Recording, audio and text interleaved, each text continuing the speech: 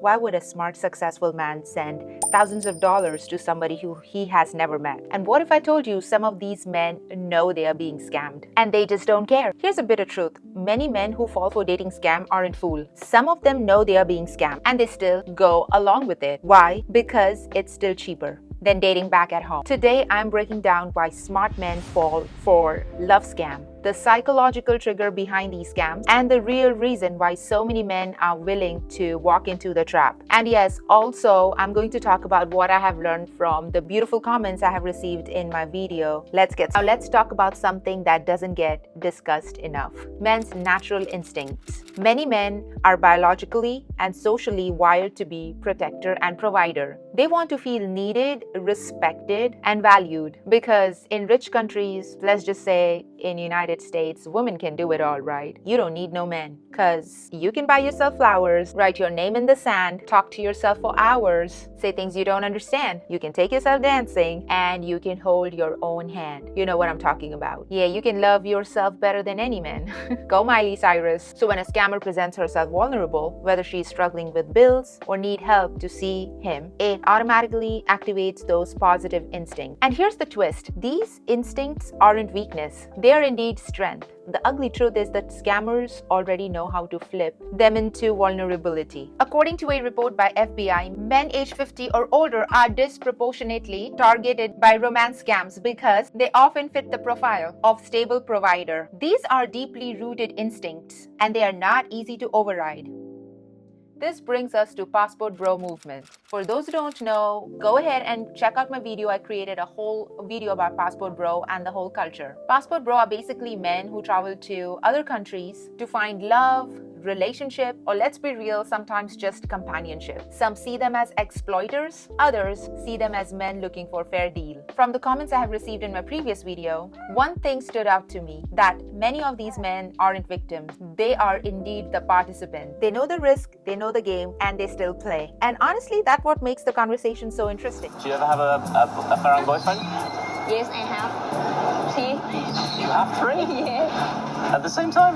Yeah. And this brings me to my next point: the emotional hook. Scams aren't just about money. They are about hope. The hope of connection, the hope of intimacy, the hope for love. And the scammers, as we already talked about, are master manipulator of these hopes. Most men who fall for these scams aren't lonely losers who are just sitting in their basement. Many of them are successful, hardworking, and even socially skilled. But everyone has a weak spot, and scammers are expert in finding them. Here's the thing: when someone is dangling the promise of love or intimacy in front of you, your brain starts making excuses. What if she's telling the truth? What if I'm letting a good woman slip away? And before you know, my friend, as we all know, the money is gone, or you letting the money go. And so is she. In fact, a psychologist, Dr. David Modick from the University of Cambridge, highlights that scammers exploit cognitive biases like sunk cost fallacy, where victims keep investing because they are already invested so much. And these tactics don't just work because of hope. These work because of deeply ingrained instincts.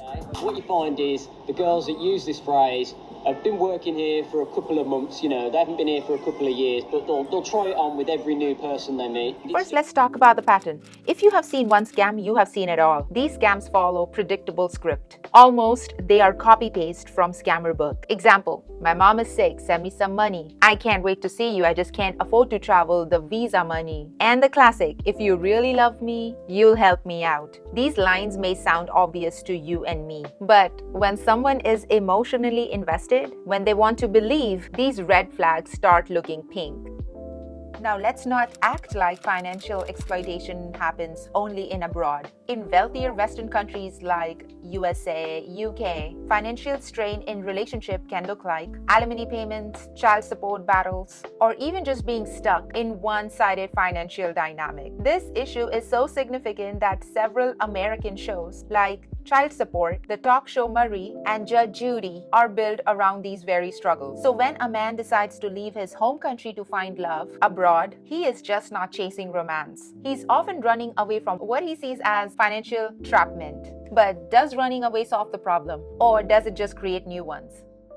Now, the next thing is, why am I talking about this? Because scam, financial exploitations, and this cross-culture dynamic fascinates me. I am also a part of cross-cultural relationship. I am from India. My husband is from United States. We met when my husband was traveling the entire Asia. I see myself somewhat into this dynamic as well. And these stories tell us so much about love, money, and human condition. And again, based on the comments I have received in my previous video, I know this conversation isn't over. It's just getting started. Look great. Those supermarket flowers ain't gonna get it. Oh, cheap. Now we are getting into most controversial part. Why some men knowingly walk into this trap? Because to them it's still cheaper. Dating in many wealthy countries like USA, UK, let's just say, have become very expensive. Between extravagant dinners, high expectations, and the social pressure around dating, some men feel like they are hammer hanging time, energy, and money. For instance, I'm gonna talk about the show, the Steve Harvey show. There's this character Lovita. She's actually coming from a poor background. There's a scene she talks about how, oh, you are so cheap because you buying a supermarket flower. Let me just tell you, these flowers that she's talking about, store-bought flower, are basically ranging between anything $9 to $15, which, if I have to just give an average, is getting converted into 500 to 700 Thai baht, which, by the way, my friend, is priced for a very nice dinner date, depending again on what kind of restaurant you're going to in Thailand. So when they are presented with option that seems simpler, even if it's transactional, they take it. To them, $1,000 mistake seems less painful than months of expensive, unfilling dates back home. It's not about money, it's about illusion of control. And for some men, it's worth every penny. So what do you guys think? Are these men victim, participant, or something in between? Drop your comments and let's keep the conversation going. I'll see you in my next video. Until next time, thank you.